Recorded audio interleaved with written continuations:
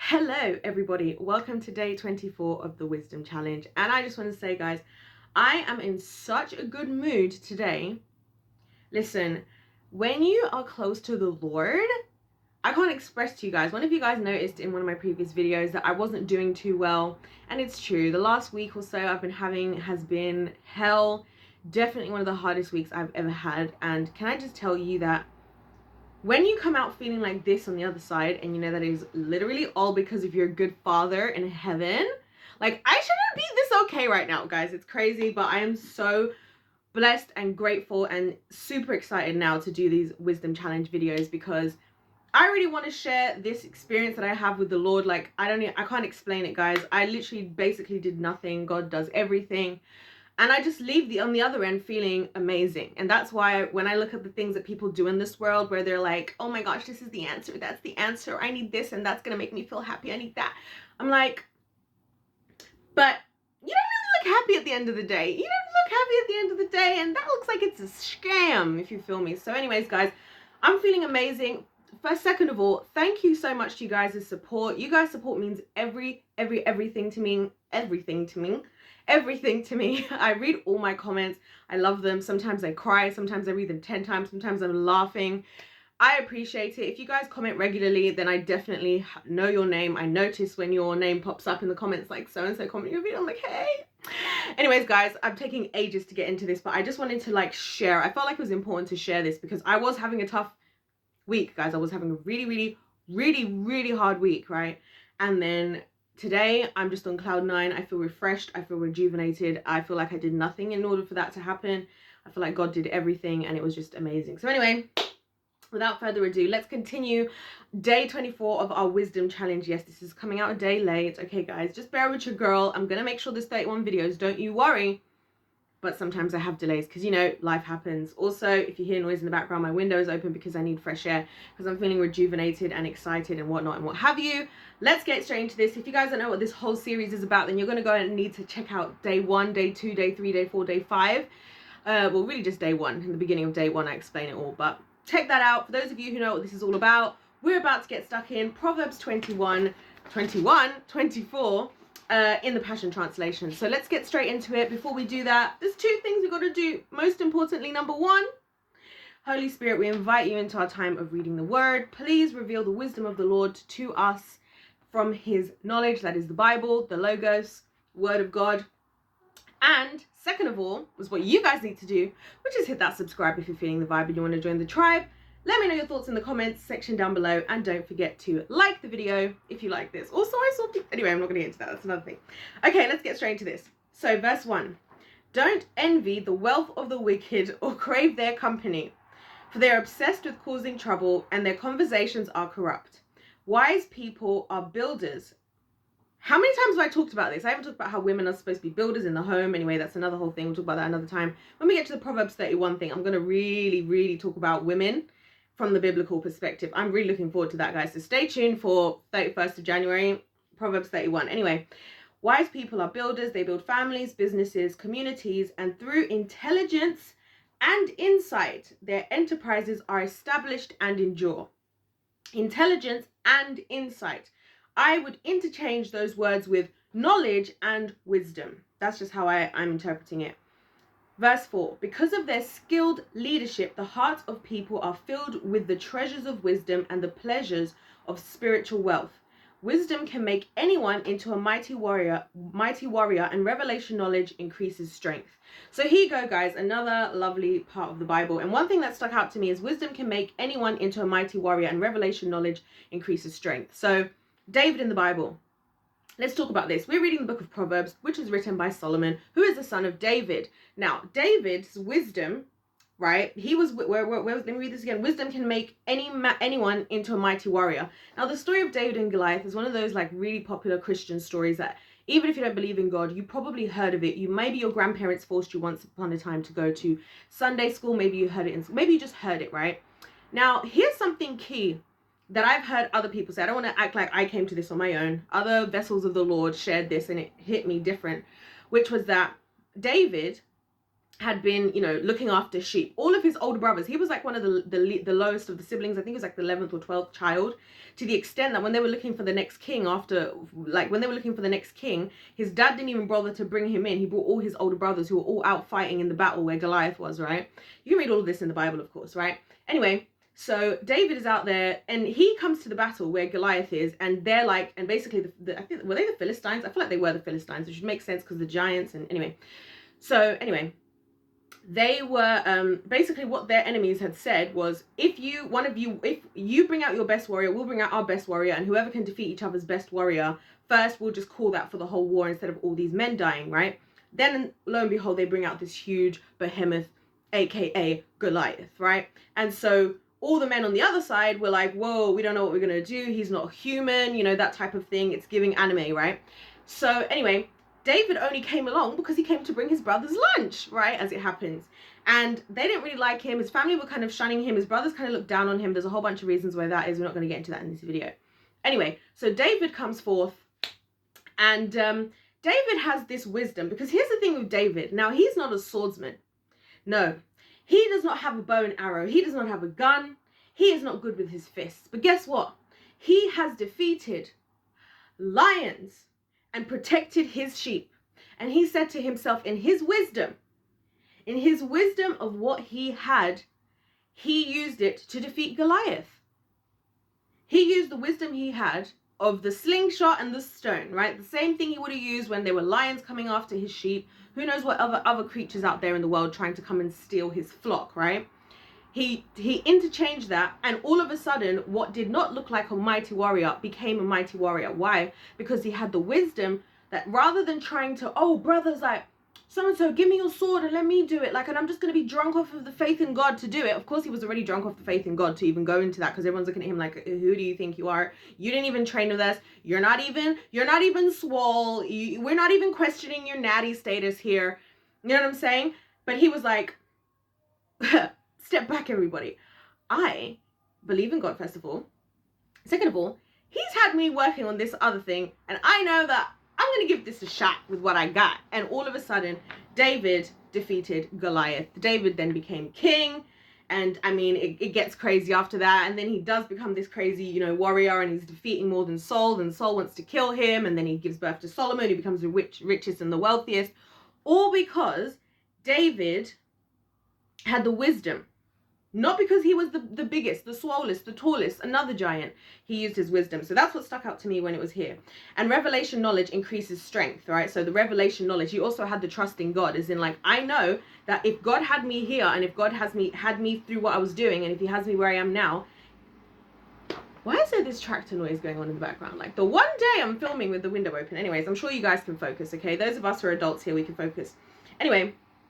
So, and the revelation knowledge increases strength. So I believe his faith in God actually increased his strength, his ability to believe he could achieve this. Anyway, verse 6. Wise strategy is necessary to wage war.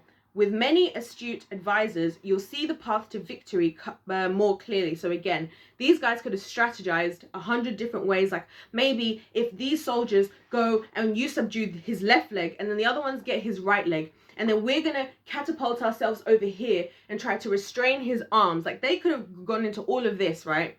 But a wise person, right, would have had a small strategy, such as a stone and a slingshot. So there you go. Are they called slingshots? Sling? I'm not sure, guys. Where are we? Verse 7. Wisdom is a treasure too lofty for a quarreling fool. He'll have nothing to say when leaders gather together. There is one who makes plans to do evil. Master schemer is his name. If you plan to do evil, it's as wrong as doing it, and everyone detests a troublemaker. I kind of want to touch on this, because I want to touch on this, like, I'm a good person thing that people have, right? Because a lot of what Jesus came to do, this is what people don't understand about what Jesus came to do. People think, a lot of Christians today are like, oh, we're going to try and look good by what's on the outside. Jesus came to rectify that. No. The whole point of what God's law stated, it was what's on the outside is supposed to be representative of what's on the inside. And that's why Jesus came and he said, well, you might say you never cheated on your wife, but if you've looked at another woman in a lustful way, God would see that as cheating. Can you say you've never done that? Now, it's not for you to feel condemned. It's for you to understand that you need, that we need Jesus and we need to trust in God, etc., etc. And again, here we go with the guilt of, don't think you're a good person. There's a lot of people who walk around today like, I'm a good person, I would never hurt nobody, all I've ever done is tell a white lie. But the Lord knows your heart and the Lord knows your thoughts. So there you go. Anyways, I don't know why there's drilling today, guys. What the heck, man. Anyway, count how many times I say anyway. Do you know what I'm saying? Verse 10, if you faint when under pressure, you have need of courage. Go and rescue the perishing, be their savior. Why would you stand back and watch them stagger to death? And why would you say, but it's none of my business? The one who knows you completely and judges your every motive is also the keeper of souls, and not just yours. This is an important one, right? Actually, let's finish this verse. He sees through your excuses and holds you responsible for failing to help those whose lives are threatened. I've told you guys in another video about how the Bible actually refers to fear. What's the word for C? That's like cowardice as a sin. It's in the book of Revelations, and he talks about all these things that are an abomination, one of which is actually courage. Can I find it? Where's my Bible? I made sure to take it out so I wouldn't have to be like stretching all over the place to try and find this thing. All right, let's look. Let's see if I can find this, because this would actually be interesting to include in the video. Talks about how courage is been added alongside with other sins. I think it's Revelation 17. Is it 17? Not 17.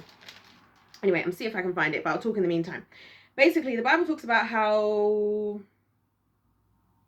yes, God aligns cowardice along with being an abomination or a sin that's going to send you to the second. It actually talks about it's going to send you to the fiery pit, the pit of fire or whatever. Why does it say this? Because of what it's saying here in the book of wisdom, that basically at the end of the day, we are all, as human beings, we are responsible for ourselves, but we're also responsible for what's around us. And in this world we live in today, a lot of us want to always remove our responsibility. If you're there and you can do something, why aren't you doing something? Especially if you're this good person, especially if you're so loving of humanity and you want to see everybody move forward.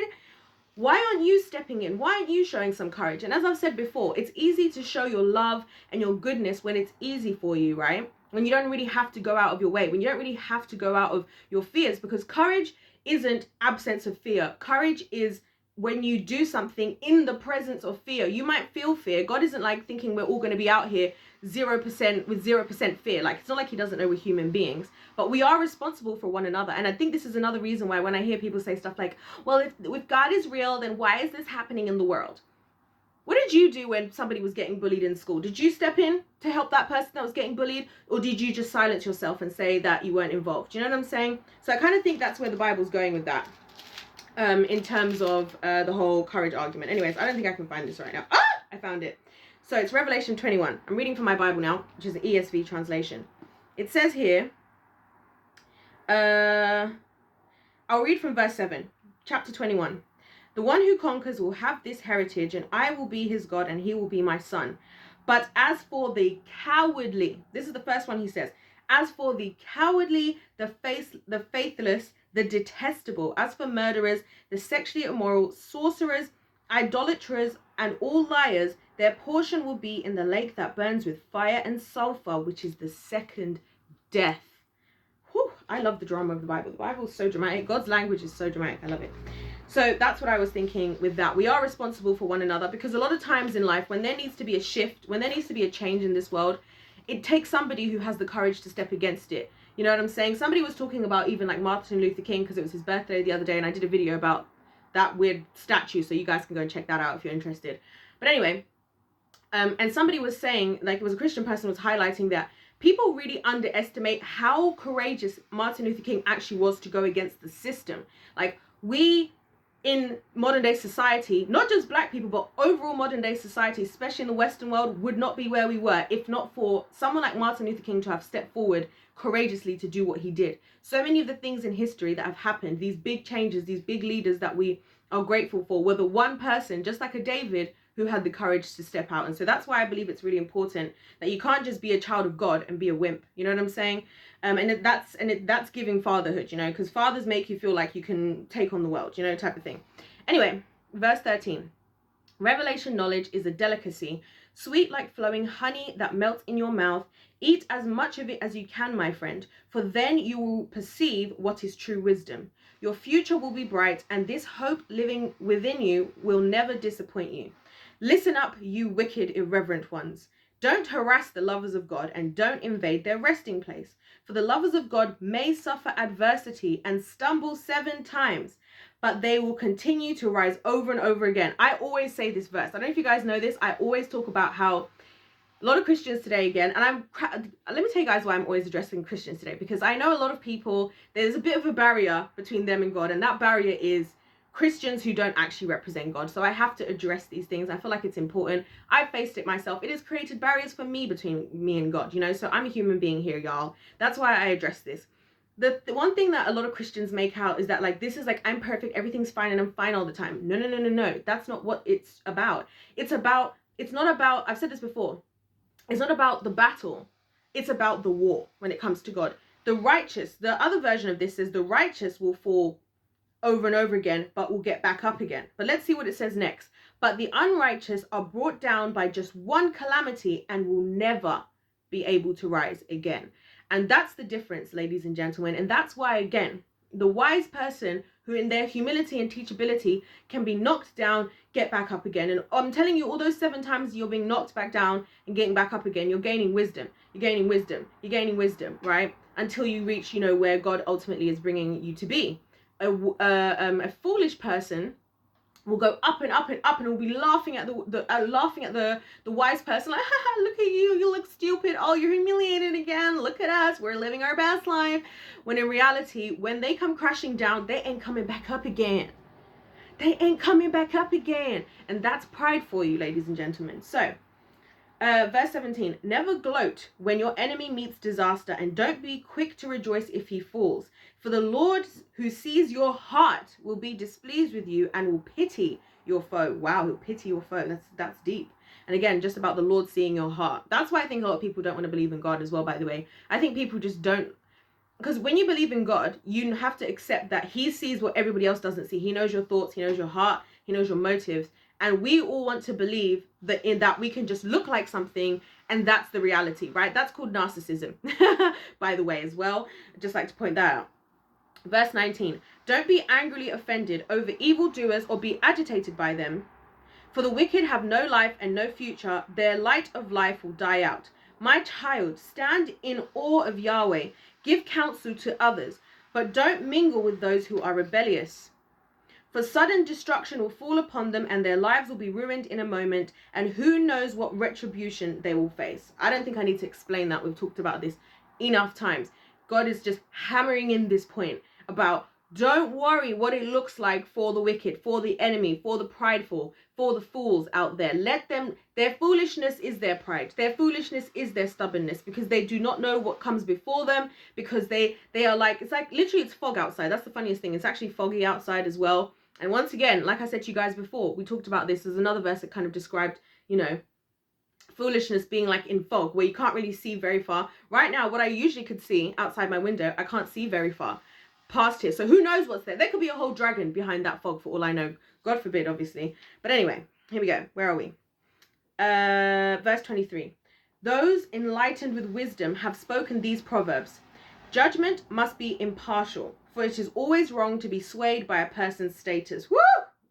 When the judgment of the Lord hits this justice system, guys, I can't wait for this. I'm literally popping my popcorn, waiting to sit and eat my popcorn when I see God throwing his judgment on some of these people in this one. I'm gonna be like, yes, that's right, Father. You tell him. You let him know. This is literally what I'm gonna be like, guys. I've been waiting for this. I've been waiting for this for so long. So I'm still waiting. It's all good. It's happening though in God's timing.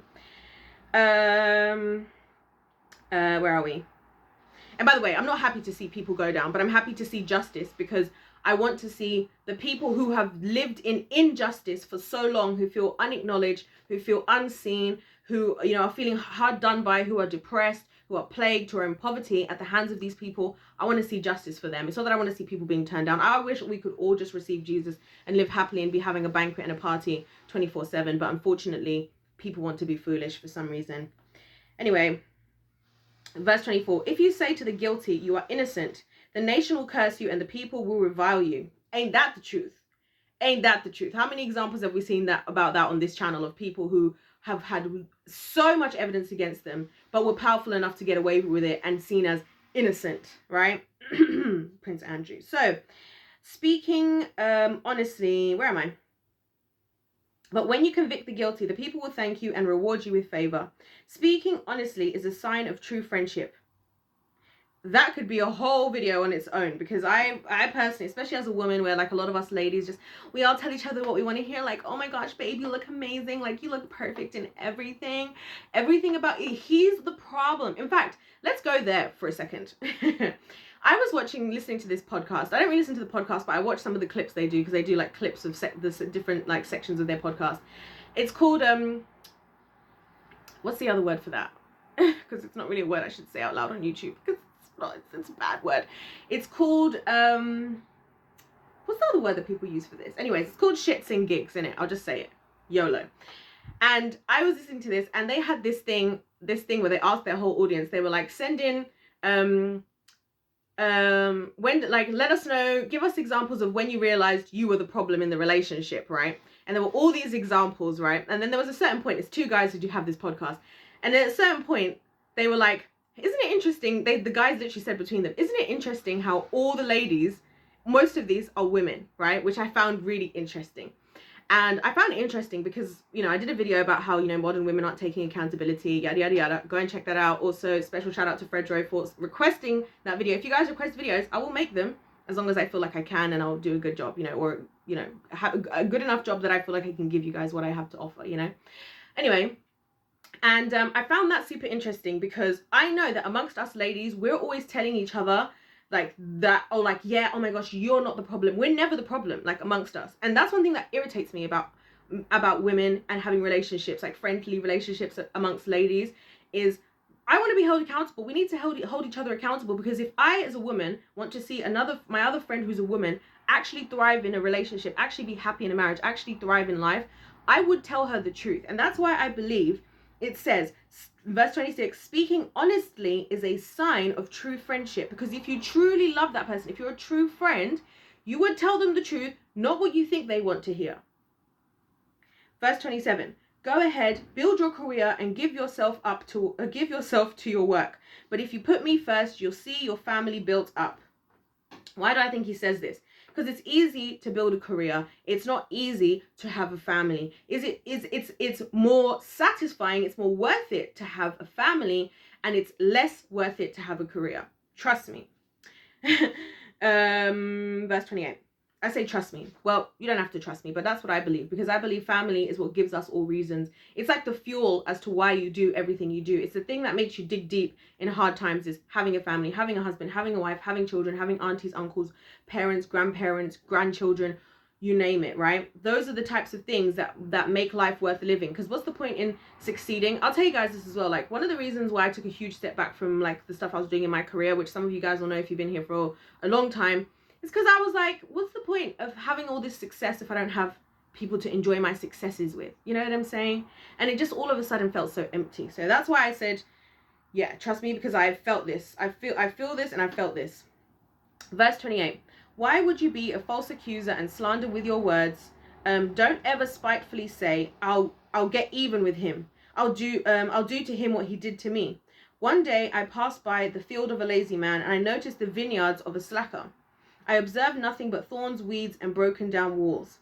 So I considered their lack of wisdom, and I pondered the lessons I could learn from this. Professional work habits prevent poverty from becoming your permanent business partner. And if you put off until tomorrow the work you could do today, tomorrow never seems to come. Wow.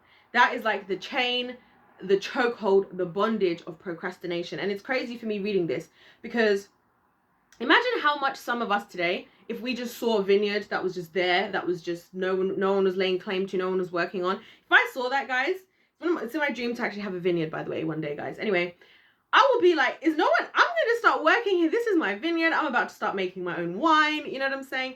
So, you know, I think this is exactly what the Lord is saying, that sometimes, you know, like I said, life and going forward and success, it's not always this big secret. There's this like deception/misconception I feel we have today, that there's this thing that we're missing that's like the key to, it's going to unlock the treasure chest of success. But it's like, that doesn't exist. Well, it does exist, and his name is Jesus. But even with Jesus, we are still the active vessels that have to work. You know what I'm saying? And I gave you guys that example of the bees that I noticed when I was sitting outside, because I love being outside. I think it's very healthy for you to spend time in nature and just observe nature, right? And again, I've said that I believe wisdom is in creation itself. Also, side note, wisdom, book of Proverbs, written by Solomon, known as the wisest and wealthiest in all the land in his time, also it goes as far as to state that he knew of all the plants, all the animals, and all the everything, basically all of creation. I believe that's God's way of saying, like, he knew all of wisdom, basically.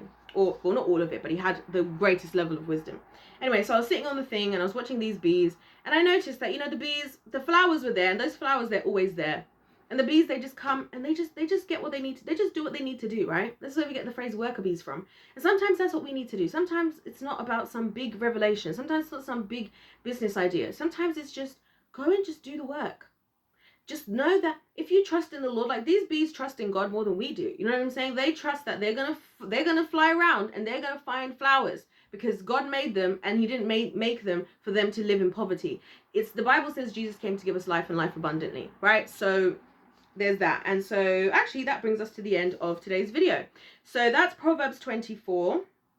I swear, guys, going through this, I look at the screen, it says 26 minutes.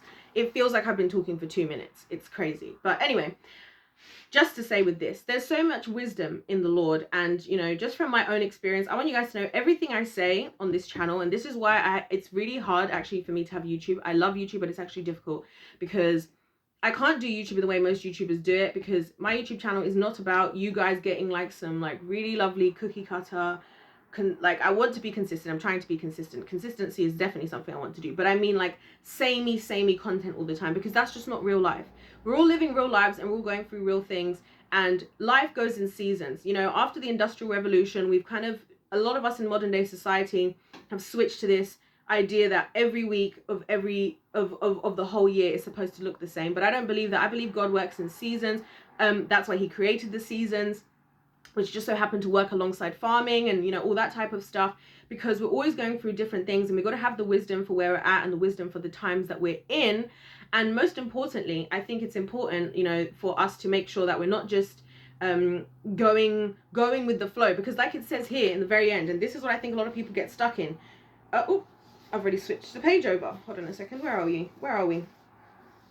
What day even is this? 24. Okay. So it says at the end here, verse 33, professional work habits prevent poverty from becoming your permanent business partner. So you just being able to have professional work habits, be consistent in your work, stick with something, stick it out, build a skill. We were talking about this like one of the last few days. Have a skill, work at it, you know. And if you put off until tomorrow the work you could do today, tomorrow never seems to come. And I see this with a lot of people who are like super unhappy with their jobs. And as I said, guys, I'm not one of those people who's like, everybody quit your job and become an entrepreneur. That might not be for you. But if you're unhappy in your job, find a new job. You know what I'm saying? And every day, and you see people who've been in the same job that they complain about for like 10, 15, 20 years. I'm like, you've literally lost 10, 20, 50 years complaining, waking up every week, every Monday, complaining, going in, spending 5 of your days of the week, 5 of the days of your life in a job you're unhappy with, procrastinating, like, yeah, maybe next month, yeah, maybe. And I've come across these types of people, guys, because I'm not like that. I've had jobs and I love, and listen, I have had many jobs that I've loved. I've also had jobs I haven't really loved, the same, you know. And I'll see people, sometimes I'll come to the job and there'll be people there, and I'm very quick to like notice these type like issues and places, because I'm just that type of person. Anyway, and I'll see people there, they'll be like, oh, they've been here for 10 years and I'm moving on to the next job, onto better things sooner than they are. And I'm like, why are you still here? And it shocks me to the very core, when I see people who are still in that exact same position. Like, I remember, guys, when I was 13 years old, 13, in school, at my school, well, actually in schools in the UK, because obviously I did my education in the UK. We do this thing when we're like in year 9, which I can't remember which grade it is, either like grade 8 or I think it's grade 8. I don't know. I was 13 anyway. So we would do this thing where we go for 2 of the weeks, we go and do work experience. So I went to do work experience in this retail store, which was very interesting. I kind of enjoyed it, and I had a lot of epiphanies at 13, because I realized that, okay, I need to know what I want to do, because this is trash. Like, the experience I was having, and the managers there were just, it was horrible. It was one of those classic bad retail jobs where you have like the managers who do nothing, the workers, like the people who work there do everything, severely underpaid, severely taken advantage of type of jobs. Obviously there's other ones that are great, because I had another retail job after, which was like one of my favorite jobs I've ever had. Love that job. I actually worked at Decathlon. I'm going to shout out Decathlon, because I love Decathlon. I worked at Decathlon as a sports advisor in the fitness department. I loved it. Anyway, and I remember when I was 13 in this job, I remember that there was a woman there, and she probably was about 18. She was probably about between 18 and 21. And I remember that she was telling me how, you know, she wants to go to nursing school and she's supposed to go, but there was like some kind of a little small thing, but like her whole life dream is she wants to be a nurse. And I was like, that's amazing, because I love hearing about people's dreams. Whatever your dream is, I'm happy for you. I want to be there. If you want to be a musician, I want to buy a ticket. If you want to be a nurse, nurse me. If you want to be a carpenter, I want to buy a wardrobe. Do you know what I'm saying? I love people like succeeding and achieving their dreams. So I was like so happy for her, even at 13, right? I can't believe I was really doing work experience at 13. But anyway, so she was telling me all of this, and so I was really looking forward. So I figured, okay, maybe she's gonna work, like she was basically saying something like she's gonna work a little bit because she has to like retake a year or something to then get onto the nursing course, and her boyfriend that was also there. So it was like, you know, those moments where people are like young and you're like on a journey, and you're like still got that kind of momentum of like going forth for like what I want to really achieve in life. Well, newsflash, 12 years later, I saw her in the supermarket. And do you know what I saw her doing in the supermarket? I saw her buying loads of bags, like when I gone back to my the town that I grew up in. I saw her buying like boxes and boxes of tea bags, the coffee, the sugar, the milk. And I saw her in the uniform, and I thought, really, 12 years later, you're still here. And I thought of all of the things I'd done in my life in those 12 years. I thought of all the things she could have done in those 12 years. And she didn't look as good as she used to look. She clearly let herself go. I know I shouldn't say stuff like this. I know it's really like, you know, she let herself go, and she literally became exactly what I just told you guys about. She procrastinated. She probably was a bit too comfortable, because sometimes, guys, the wrong place can be too comfortable. Sometimes some people are too comfortable in their poverty. That is a whole thing to talk about in and of itself. I say all of this to say, you know, that I really value the wisdom of God, and I really value his fatherhood, and I really believe this is important because it keeps you on your toes, and it reminds you that life is for go-getters. That's why we're called the winning team, because we're not just going to sit here waiting 12 years, procrastinating, complaining. And I mean, she used to complain about the job. We used to complain together. I was only there for 2 weeks. Well, not even 2 weeks, like 10 days. I was only there for like 10 days. We used to complain together. So I was looking forward to maybe one day bumping into her like in the hospital or something, like, oh my gosh, you made it, like da-da-da, you know, whatever. No, never happened. And probably because she's consistently procrastinating, and it'll be those people who hate Mondays, who blah, blah, blah, blah, blah. Everything's negative. And then all that will happen is she'll work in a job that she hates the rest of her life, probably get a trash pension, because I doubt they're paying good pensions over there, right? For what? Because she couldn't have just given herself a kick up the butt and been like, yes, I'm going to work here for only the year that I need to do this. I'm going to redo. That's why I respect the people. I told you guys, there was a man, and when I went to university, it was at 90 years old at university. And he impacted all of us, because he made us realize that at any point in your life, you have the opportunity to switch gears. You know what I'm saying? I'll leave you guys with that thought. Thank you so much for watching this video. I hope you all are truly enjoying this wisdom challenge. Don't forget to hit the subscribe if you're feeling the vibe and you want to join the tribe. Let me know your thoughts in the comment section down below. And of course, like the video if you did, because if life's a game, let's play to win. I'm going to be shutting my window for my next videos. God bless you all, and I'll see you in my next one. Goodbye.